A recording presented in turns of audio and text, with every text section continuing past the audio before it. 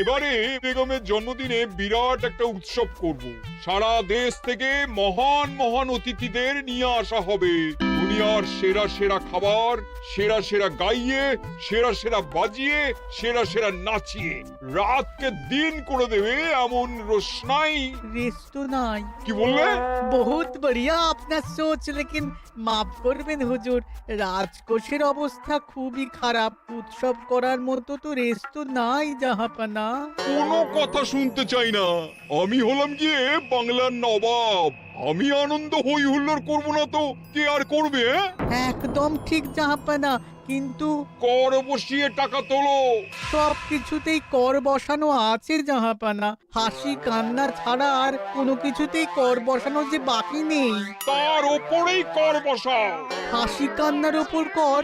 না, শীতকাল আসছে, বসাও বসাও কর হাঁচির ওপর। হ্যাঁ, হাতির ওপর কর? বসাও। ওরকম মুখ করে আছো কেন? যদি না পারো তো বলে দাও, আমি অন্য উজির নিয়োগ করব। আমি আজই ঘোষণা করে দিচ্ছি, এবার থেকে হাতির ওপর কর দিতে হবে। হ্যাঁ, তো জানাব, এতে প্রজারা যদি ক্ষুব্ধ হয়? আরে বাবা, প্রজাদের কাজই তো মাঝে মাঝে ক্ষুব্ধ হওয়া। তা ঠিক হুজুর। আমাকে কদর করে এমন কিছু সন্ডা আছে, তাদেরকে কাজে লাগাতে হবে। বহুত খুব জাহাপানা। তাহলে হাঁচি গোনার লোকের ব্যবস্থা করে নি। ওই সন্ডারাই হাঁচি গুনবে। ওদের স্বেচ্ছাসেবক হিসেবে নিয়োগ করো। বহুত খুব জাহাপানা। সব জায়গায় লোক পাঠাতে শুরু করো। তবে কৃষ্ণনগরে বেছে বেছে লোক পাঠাবে। আর মনে রেখো, ওখানে গোপাল আছে।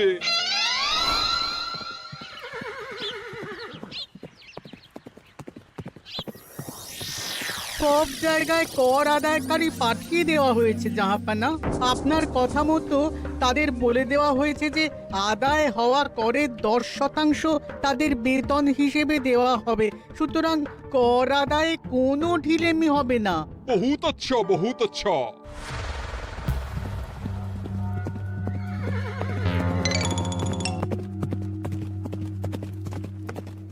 হ্যাঁ, তুমি ঠিক পড়েছো তো মন্ত্রী? হাঁচির উপরে কর? বলেন তো, আর একবার পড়ছি মহারাজ। আসলে এটা নবাবই মশকরা। আমাদের নবাব যে খুবই রসিক মানুষ তা তো আমরা দেখেছি।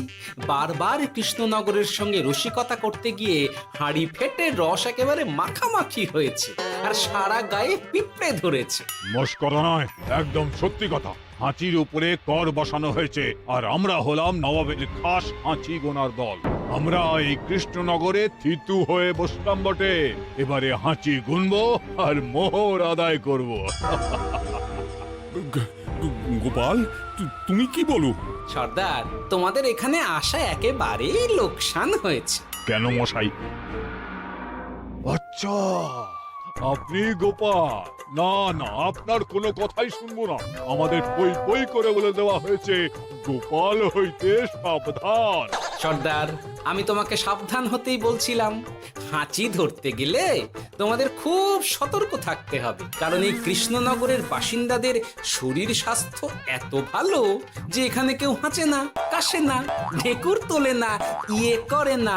বলেন কি মশাই? এটা তো নবাবকে জানাতে হচ্ছে। যাও যাও, এক্ষুনি মুর্শিদাবাদে ফিরে গিয়ে নবাবকে জানাও। ওরে, কেউ এদের যাওয়ার ব্যবস্থা করে দে। ওই তো হেঁচেছে। হাঁচি এক, পুরো এক মোহর। হাঁচি দুই, দুই মোহর। আরে, এটা তো হাঁচির বাচ্চা, এটা তো ধরলে চলবে না। কেন? হাঁচি হলেই তো হলো। কি করব সর্দার, লিখবো? দেখ, একবার গুনে যখন ফেলেছি পুরো ছাড়তে পারবো না। আধমোহর লেখ। এটা কাশি, কাশিতে কোনো করের কথা নেই। লেখ লেখ লেখ লেখ লেখ। হাঁচি তিন, পুরো এক মোহর। হাঁচি চার,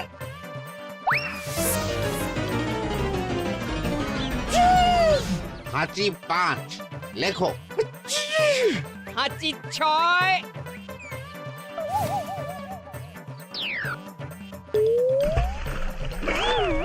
যা যা কি রে? শুনেছিলাম কৃষ্ণনগরের মন্ত্রীটা মাথা মোটা, প্রমাণ হয়ে গেল। জল থেকে উঠবে যখন ঠান্ডা লেগে হাঁচি তো আরো বাড়বে। জলে বুড়ুবুড়ি উঠছে, এটা জলের তলায় তলায় হাঁটছে, হাঁচি সাত। এখনো তো ফিরলো না, বেলা গড়িয়ে দুপুর হয়ে গেল। ভাববেন না রাজামশাই, আমরা যারা যারা এখানে এসেছি সবাই ধড়িবাজ লোক। মন্ত্রীর হাঁচি নিংড়ে নিয়ে ফিরবে। ছি ছি ছি ছি ছি ছি ছি ছি ছি। কি হলো গোপাল? আমরা কৃষ্ণনগরের প্রবাদ প্রতিম আতিথেয়তার অসম্মান করেছি মহারাজ। কেন? কিভাবে? কখন? এখন মহারাজ, এখন এনারা সেই সুদূর মুর্শিদাবাদ থেকে এসেছেন, আর আমরা এতক্ষণ শুধু অন্য কথাই বলে চলেছি, এনাদের আপ্যায়নের ব্যবস্থা করিনি। তাই তো। মহারাজ, আপনি ব্যস্ত হবেন না। এই কে আছো?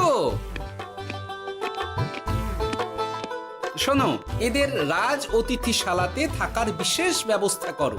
এদের খাবার যাবে মহারাজের পাকশাল থেকে। এদের সব সুবিধে অসুবিধে দেখার জন্য দাস দাসী নিযুক্ত থাকবে। চলো হে চলো। আরে দাঁড়াও সর্দার, হ্যাঁ বলুন। তোমাদের তো আবার গোপালের কথা শোনা বারণ। আমার ব্যবস্থায় বোধহয় তোমরা থাকবে না। বাদ দিন তো, আসলে ভয় ছিল আপনার বুদ্ধিকে, আর ভয় নেই। কেমন আগু পিছু বিচার না করেই বলে ফেললেন এখানে কেউ হাঁচে না। বুঝে গেছি, আসলে গোপাল হলো গল্প। চলো হে চলো, ও বড্ড খিদে পেয়েছে। প্রহরী, এই সর্দারের দলের বাকি লোকগুলো এলে এদেরকেও অতিথিশালায় নিয়ে যেও। হ্যাঁ, আচ্ছা। কি গোপাল, এই রক্তচোষাগুলোর জন্য তুমি রাজনিবাস আর রাজভোগের ব্যবস্থা করে দিলে? গোপাল কার পক্ষে মহারাজ?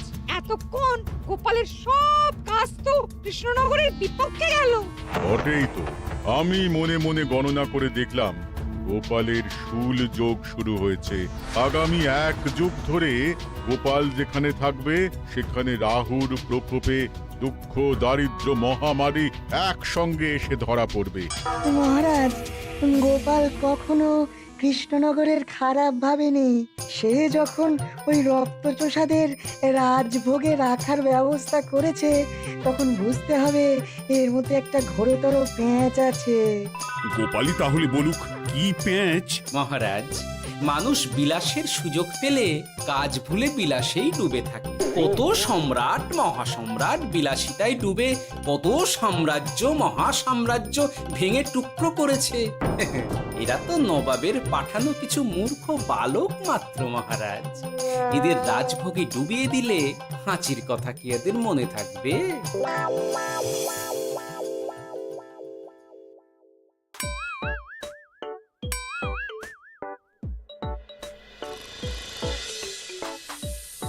কি ব্যবস্থাপনা সব ঠিক আছে তো? হ্যাঁ হ্যাঁ, খাসা ব্যবস্থা হয়েছে। আপনারা আমাদের অতিথি বলে কথা, আরাম করুন।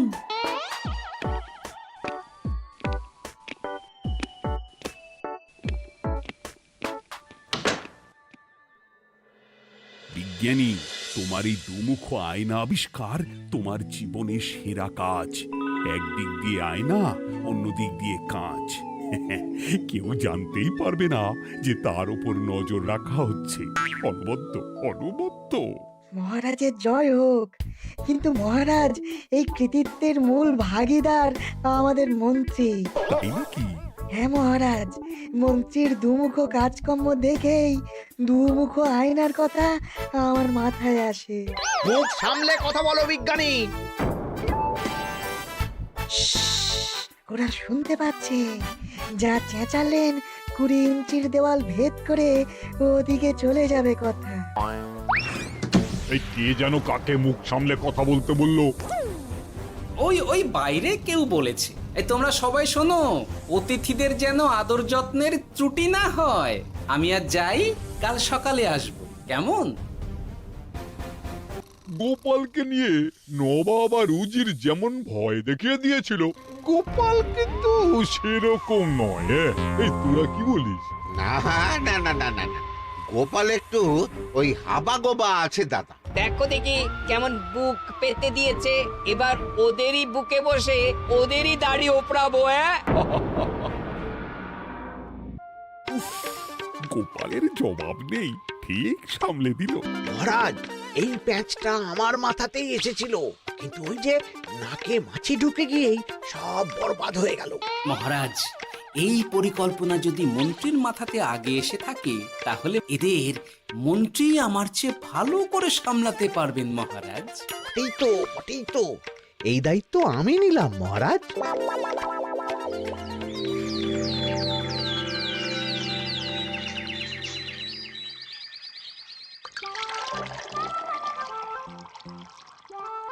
আহা, সকালে ঘুম থেকে উঠে এই রকম বেলের পানা যেন স্বর্গের অমৃত। আছে আছে, আরো আছে। পানীয়, খাদ্য, আরাম, আয়েশ, যত চাও তত পাবে। এ কি, আপনি গোপাল কোথায়? মহারাজ বিবেচনা করে দেখেছেন যে মহামান্য অতিথিদের পরিচর্যার ভার গোপালের মতো একজন ভাঁড়ের পক্ষে বহন করা সম্ভব নয়, তাই এই দায়িত্ব আমাকে দেওয়া হয়েছে। কিন্তু কোনো কিন্তু নেই সর্দার, আমি যে খানা পিনা নাচা গানা আমোদ আহ্লাদের ব্যবস্থা করেছি দেখে তুমি চমকে যাবে। দেখা নয় বিজ্ঞানী, এবার শুধু কাজের সময়। কাল মন্ত্রীর উপর ওদের ভার ছেড়ে দিয়ে কৃষ্ণনগরের যে সর্বনাশটি করেছো, কোনো কাজ করে আর সেটিকে সামলানো যাবে না।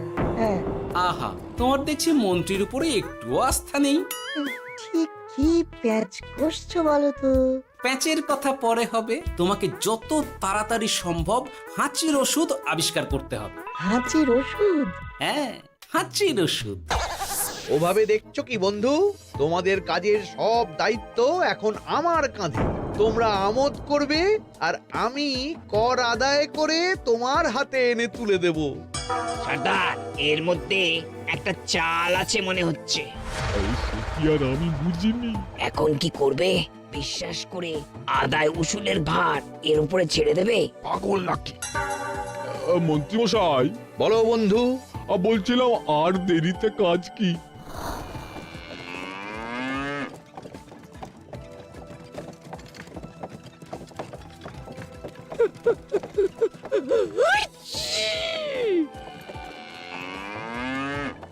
মন্ত্রী, লেখো হাঁচি এক। ওহে, তোমার নাম কি? মন্তেশ্বর হুজুরি আগে। লিখুন মন্ত্রীমশাই, নাম লিখুন। ওহে মন্তেশ্বর, হাঁচি কর, এক মোহর ছাড়ো দেখিনি। হাঁচি দুই। আরে যাও, দৌড়ে গিয়ে দু মোহর আদায় করে আনো। ওরে, তোরা সব কৃষ্ণনগরের কোণে কোণে ছড়িয়ে পড় দেখি, একটা হাঁচিও যেন বাদ না পড়ে। হ্যাঁ,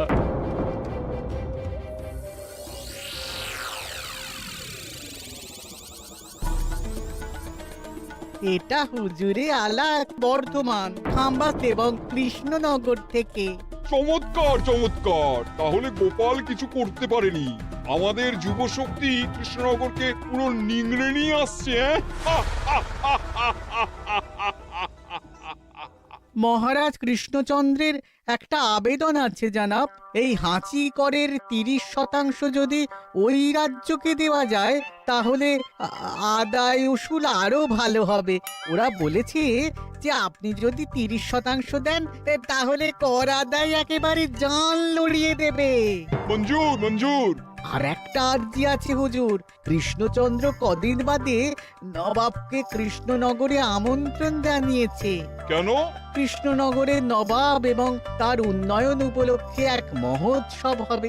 সেই সঙ্গে শহরে থাকা ইংরেজদের কাছেও নবাবের সৈন্য বলের এবং নবাব ও কৃষ্ণনগরের মধ্যে পারস্পরিক ভ্রাতৃত্বের সম্পর্কের বার্তাও পৌঁছে দেয়া যাবে। নবাবের অধীনস্থ রাজারা নবাবের শত্রু, এই রকম একটা ধারণা থেকে ইংরেজরা ইদানিং বেপরোয়া হয়ে উঠেছে, তাতে লাগাম উঠবে। বহুত খুব, মঞ্জুর মঞ্জুর মঞ্জুর।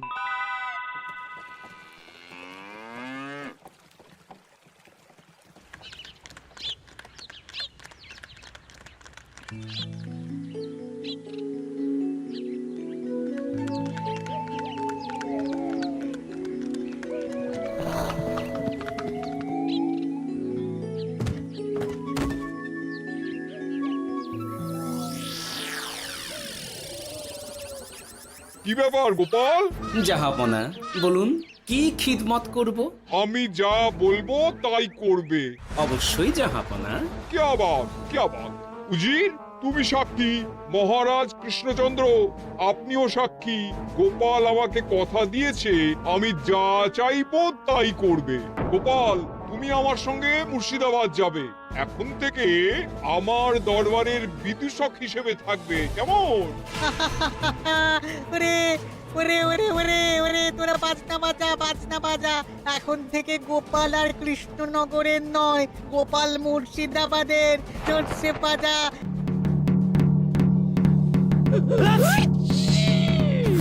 কি হলো?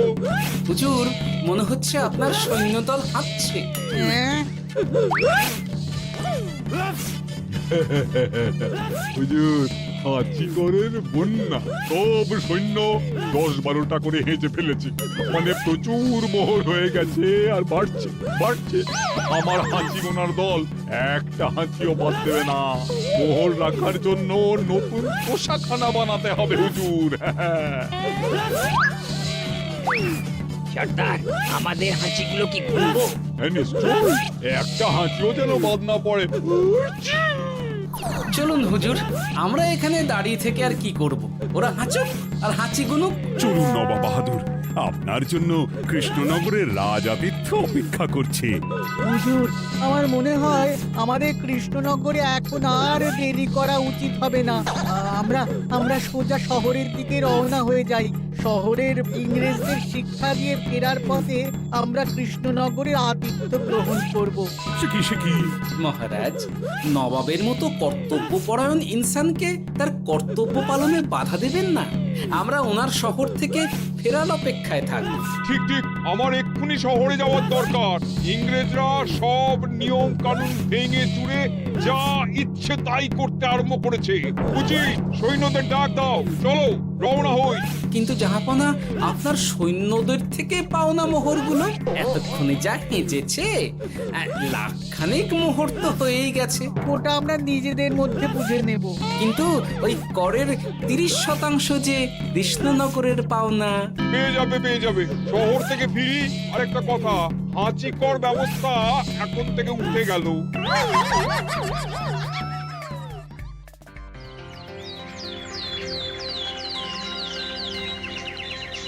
মহারাজ, কিভাবে গোপাল ভাঁড় মহাশয় নবাবের উন্মাদের মতো জারি করা ওই হাঁচিকর থেকে আমাদের সকলকে রক্ষা করেছেন তা আমরা সকলেই জানি। খাম্বাজের তরফ থেকে তাই গোপালকে সামান্য উপহার।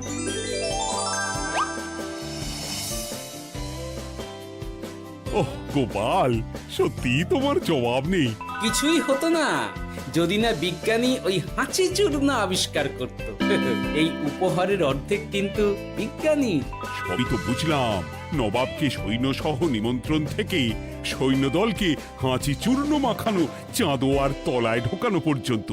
কিন্তু চাঁদোয়া থেকে হাঁচি চূর্ণ ঝরে পড়লো কি করে, সেটাই তো বুঝলাম না। এটা তুমি বলো বিজ্ঞানী। শব্দের বাতাসে কম্পন তৈরি হয়। গোপালের হাততালিতে আমার ঘরের শাড়ি থেকে হাঁচির জন্য ঝরে পড়েছিল। এখানে চাঁদোয়া থেকে ঝরে পড়েছিল বাজনার শব্দে। কি ব্যাপার বিজ্ঞানী, তুমি এখন ছেলে খেলা করছো? হাঁচির ওষুধ হয়ে গেছে।